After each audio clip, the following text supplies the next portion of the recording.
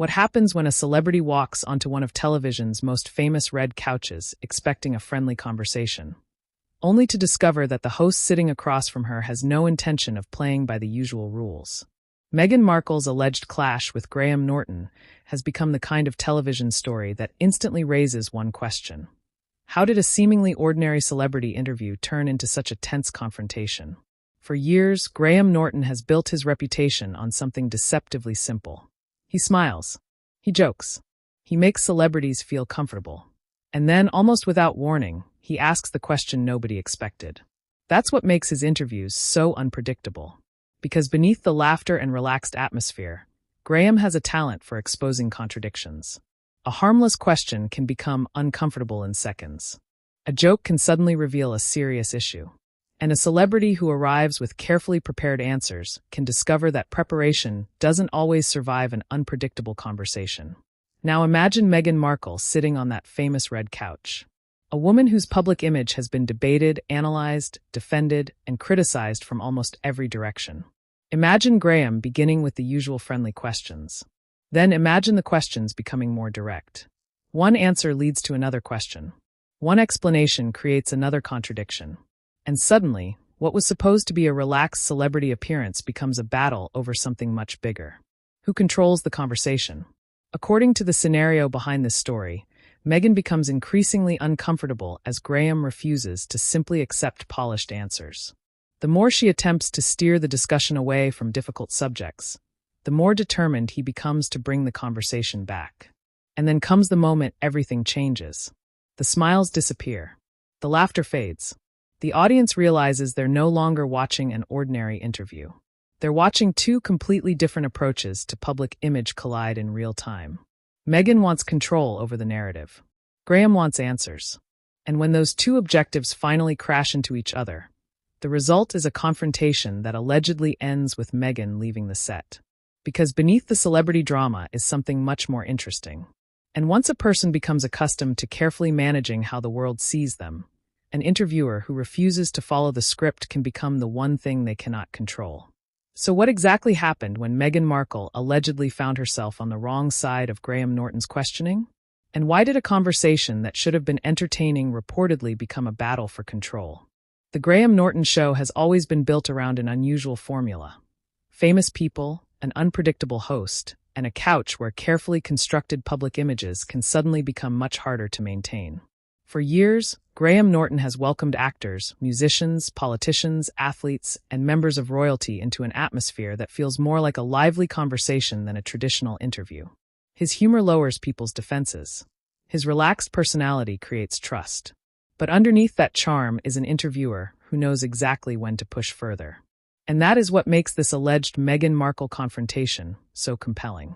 Meghan entered the public spotlight under extraordinary circumstances.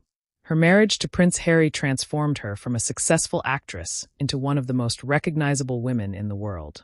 Since then, almost every aspect of her public life has attracted intense attention, from her relationship with the royal family to her media projects, public statements, and decisions about life outside royal duties. That attention created something powerful, a carefully watched public image. Every word matters. Every reaction can become a headline. Every interview can influence how millions of people perceive her. Now place that carefully managed image on Graham Norton's red couch. The expectation would normally be simple. Friendly questions, a few jokes, perhaps some personal stories, and plenty of laughter. But this story imagines something very different. Instead of allowing the conversation to remain comfortable, Graham begins asking increasingly challenging questions. Meghan attempts to redirect the discussion, but the host keeps returning to the issues.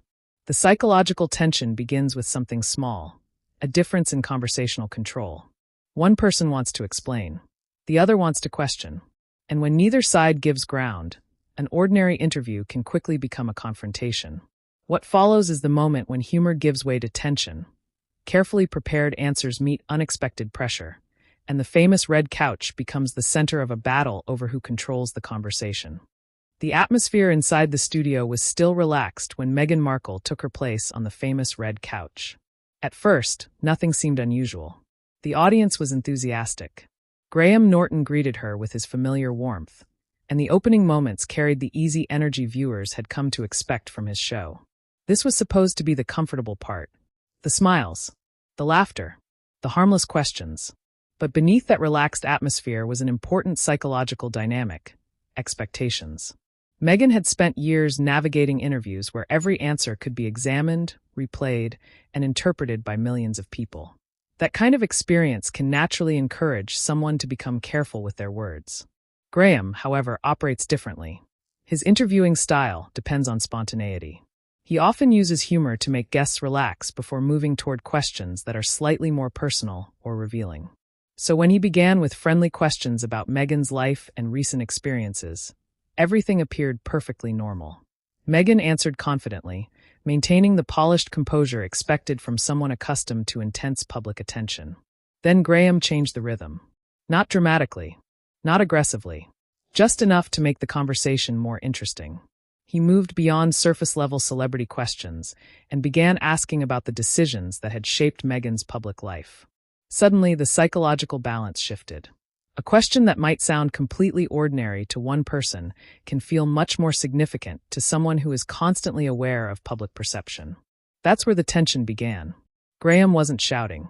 He wasn't insulting her. He was simply refusing to let the conversation remain entirely predictable.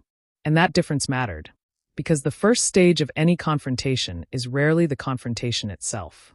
It is the moment when two people realize they want completely different things from the same conversation. Meghan wanted to present her perspective on her own terms. Graham wanted to explore that perspective through unexpected questions. At first, those objectives could coexist. But as the interview progressed, they would begin moving in opposite directions. The red couch was still surrounded by laughter. The audience was still watching. Everything still looked normal. For the first few minutes, the conversation remained comfortable. Then Graham asked the question that quietly changed the atmosphere. It wasn't an accusation. It wasn't an insult. It was simply a question about Meghan's professional projects and the direction her career had taken since stepping away from royal duties. On the surface, it sounded harmless. But questions about professional commitments can become complicated when expectations and reality don't appear to match. Graham began asking about Meghan's various media ventures and the projects she had discussed publicly. He wanted to know what had happened to some of the ideas that had received considerable attention but had not developed in the way audiences expected. Meghan responded carefully. She explained that entertainment projects change. Plans evolve. Creative priorities shift. Not every idea announced publicly eventually reaches the screen. It was a reasonable explanation. But Graham wasn't finished. He followed up. If plans naturally change, he asked, what caused these particular plans to change? That second question was more uncomfortable than the first. Psychologically, this is where interviews can become difficult. The first question allows a person to provide a prepared explanation. The follow-up question tests whether that explanation can withstand pressure. Meghan remained composed, but the conversation was becoming more precise. Graham continued asking for clarification rather than accepting broad statements. The more specific his questions became, the less room there was for carefully generalized answers. And that created the first real tension between them. Meghan appeared to want to explain the larger picture. Graham wanted the smaller details. She was discussing intentions. He was asking about outcomes. That difference matters because people often judge situations differently depending on whether they focus on what someone meant to accomplish or what actually happened. The audience could feel the change. The laughter became less frequent. The conversation became more serious. And Graham's friendly smile remained in place. That was perhaps the most revealing part. He didn't need to become aggressive. He only needed to keep asking. Because sometimes the most uncomfortable question isn't the first one. The conversation had already become more serious, but Graham wasn't ready to leave the difficult subjects behind.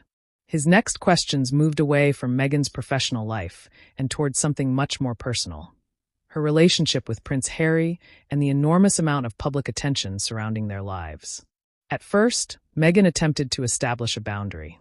Some things, she suggested, should remain private. That sounds reasonable. Everyone deserves a private life. But Graham's response created a new layer of tension.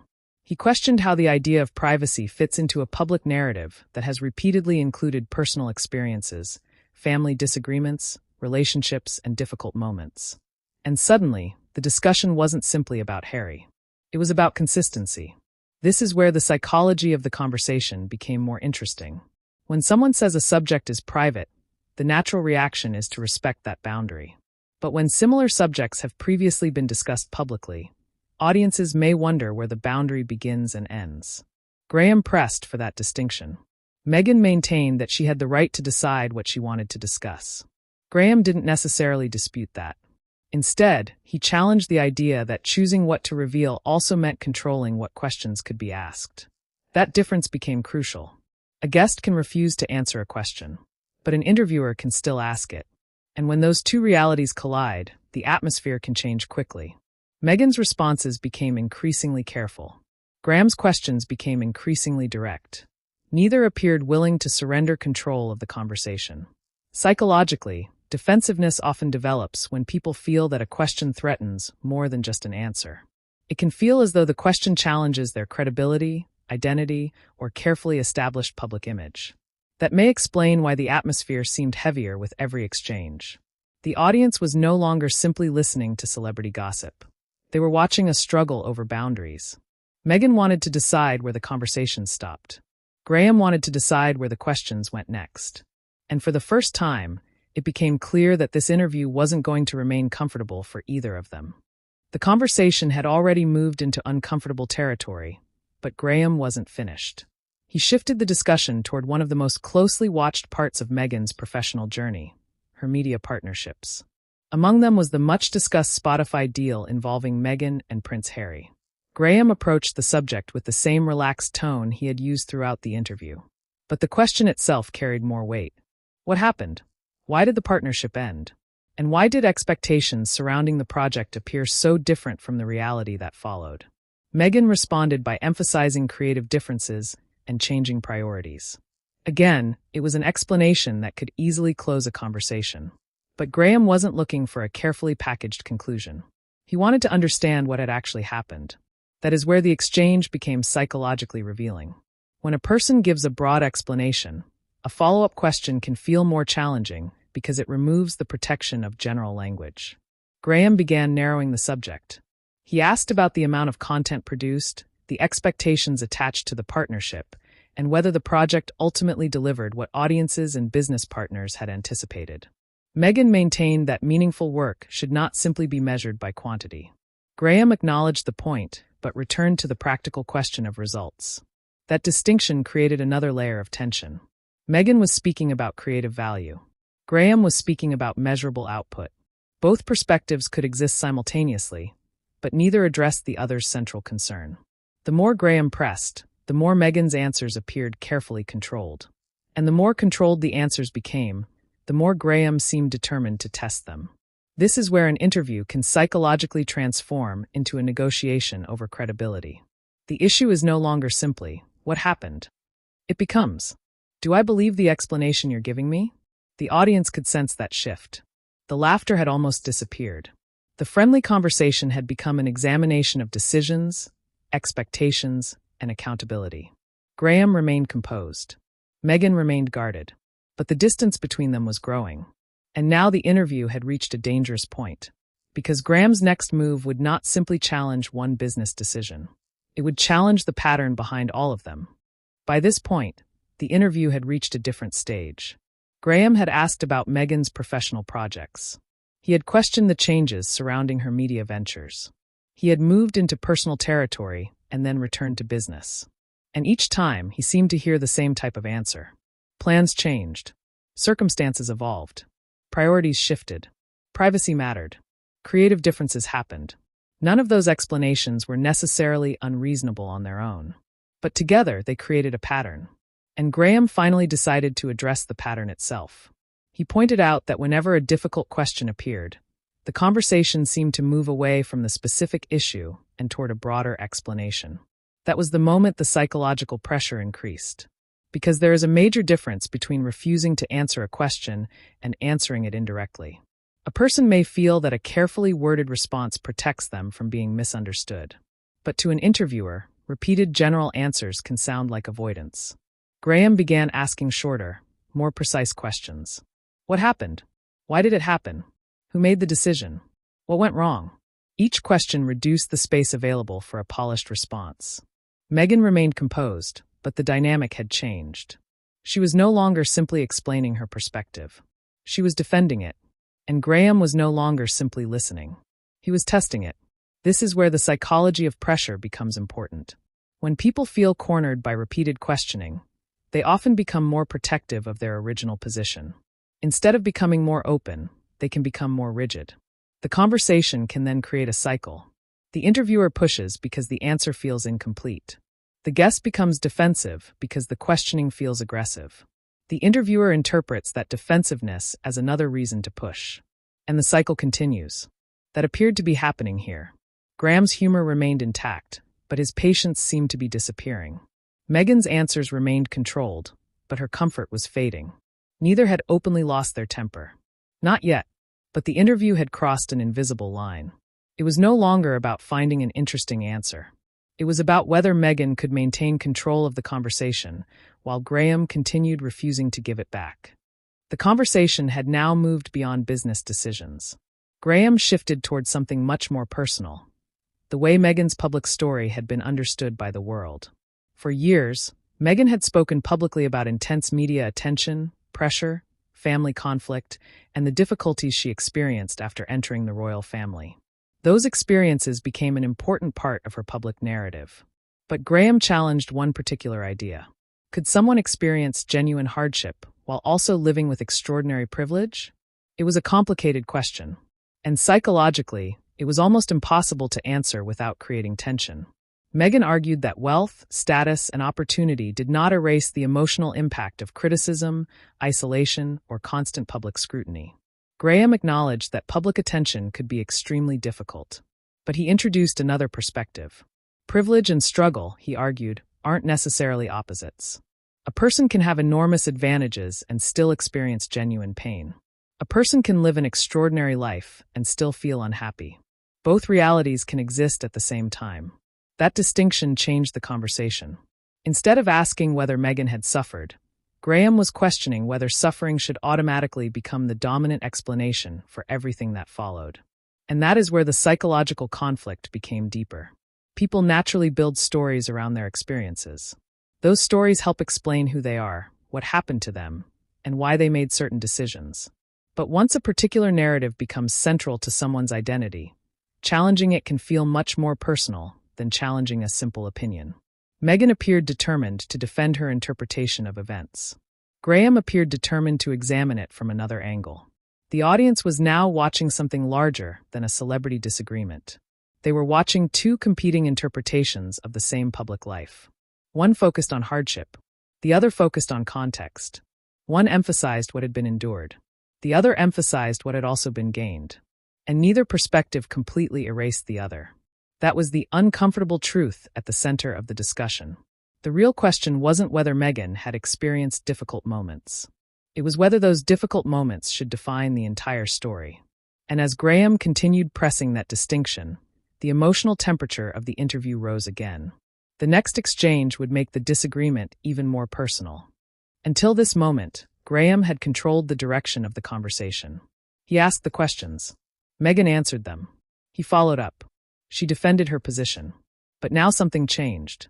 Instead of responding to another difficult question, Meghan turned the spotlight back toward Graham. Her frustration had reached a point where she no longer seemed interested in simply defending herself. She began challenging the interviewer. Was this really an interview, she questioned, or had it become an opportunity to embarrass a guest? The question immediately changed the dynamic. For the first time, Graham was no longer standing outside the conflict. He was part of it. Meghan argued that humor could easily become another form of pressure. A joke might sound harmless to the audience while making the person sitting across from the host feel exposed. Graham listened. Then came his response. He wasn't trying to humiliate her, he argued. He was doing what interviewers are supposed to do, asking questions. That distinction became the center of the confrontation. Meghan believed the questions were becoming personal. Graham believed the questions were simply becoming direct. Psychologically, this is a classic communication breakdown. Two people can experience exactly the same conversation in completely different ways. One person sees persistence. The other sees aggression. One sees accountability. The other sees hostility. And once those interpretations become fixed, every new statement can reinforce the original belief. Meghan's frustration appeared to grow because she felt Graham was refusing to understand her perspective. Graham, meanwhile, seemed increasingly convinced that Meghan was attempting to redefine questioning itself as an attack. The audience was caught between the two interpretations. The laughter had largely disappeared. The relaxed celebrity interview had become a contest over credibility. Who was being unfair? Who was being defensive? Who was actually controlling the conversation? Then Graham delivered the argument that pushed the confrontation toward its breaking point. He suggested that if Meghan wanted complete control over the questions, an interview format might never provide the environment she expected. That statement landed differently from everything before it, because now the disagreement wasn't about Netflix. It wasn't about Spotify. It wasn't even about the royal family. It was about control. And once control became the central issue, the next few minutes would determine whether the conversation could still be saved, or whether someone would finally walk away. The atmosphere had changed completely. What began as a relaxed celebrity conversation had become an argument about trust, control, and the meaning of a fair interview. Graham remained calm, but his questions had become increasingly direct. Meghan, meanwhile, appeared increasingly frustrated by what she viewed as an unfair line of questioning.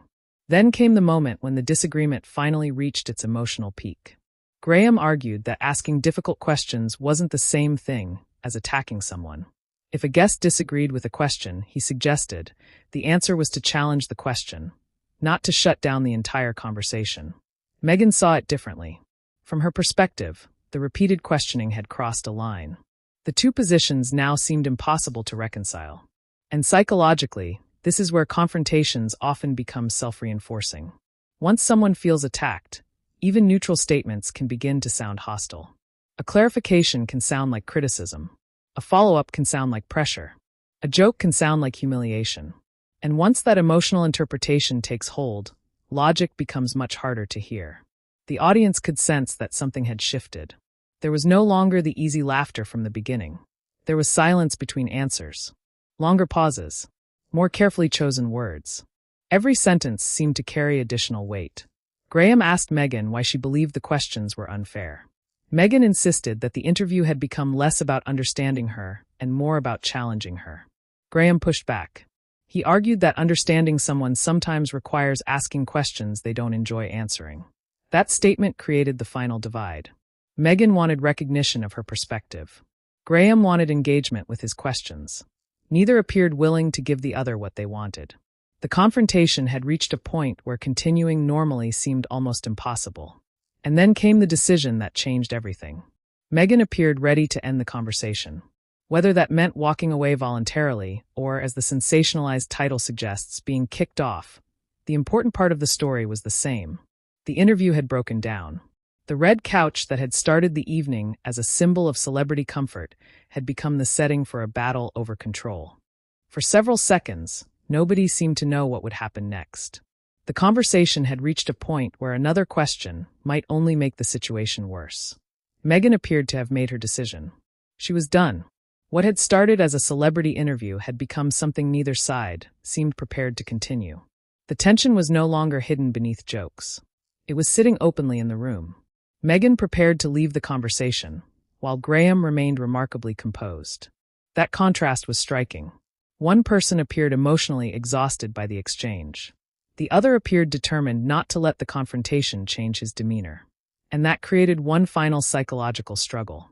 Leaving can be interpreted in many different ways. Sometimes walking away means refusing to participate in something that has become uncomfortable. Sometimes it is a way of reclaiming control. And sometimes it simply means recognizing that continuing the conversation will no longer produce anything constructive. In this alleged scenario, Meghan's departure could be viewed as all three.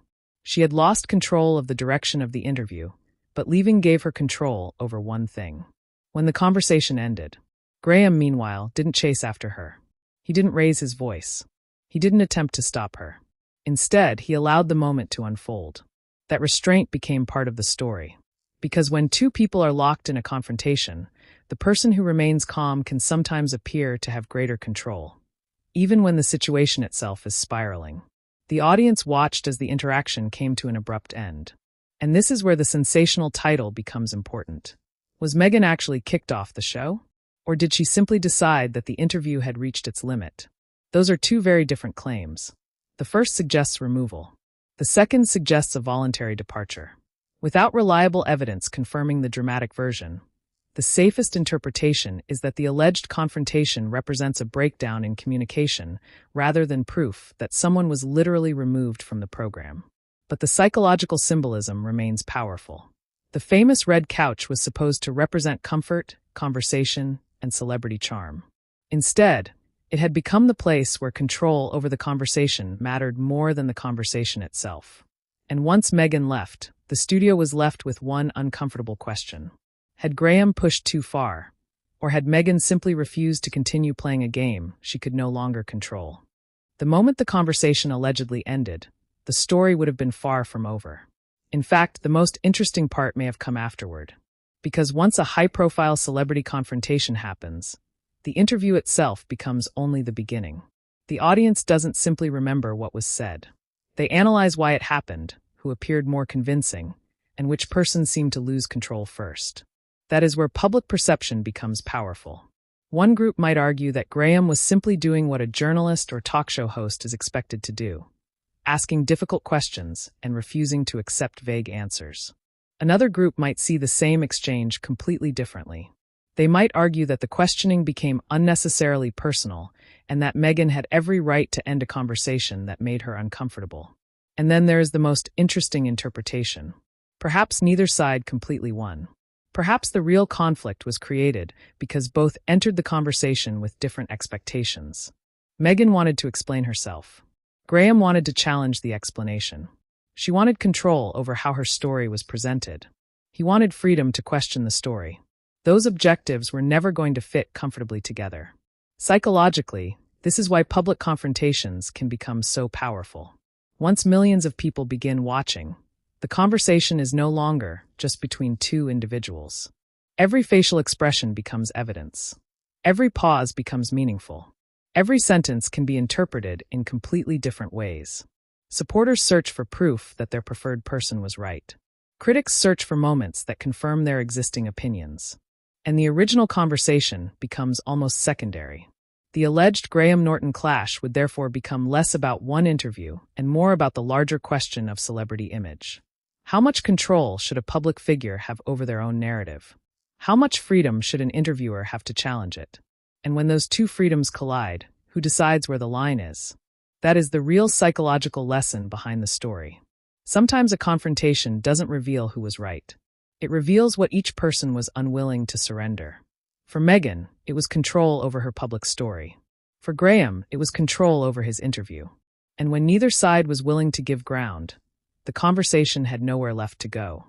In the end, the most fascinating part of this alleged confrontation isn't whether one person delivered the perfect comeback or whether the other person had the better argument. It's what the confrontation reveals about control. A celebrity interview may look casual from the outside. A couch, a few jokes, some questions, and an audience waiting to laugh. But psychologically, an interview can become much more complicated when the person being questioned is accustomed to carefully managing their public image. Every question creates a choice. Answer directly, redirect, defend, or refuse. And every choice communicates something. That's why the alleged clash between Meghan Markle and Graham Norton makes such a compelling story. Meghan represents the desire to control the narrative, to decide which parts of a complicated public life deserve attention and which parts should remain outside the conversation. Graham represents the opposite principle. The interviewer controls the questions. The guest controls the answers. Neither person completely controls the entire conversation. And when one side attempts to take control of both, tension can develop very quickly. There is also a deeper psychological lesson here.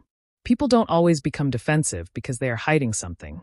Sometimes they become defensive because they feel misunderstood. Sometimes they believe the question itself is unfair.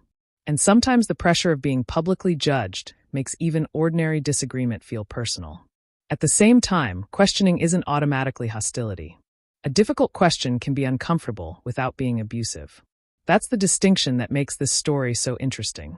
The sensational headline says Meghan was kicked off. But without reliable evidence confirming that specific claim, It should be treated as part of the dramatic framing rather than established fact. What matters more is the underlying question. What happens when an interviewer refuses to follow the script a celebrity expected?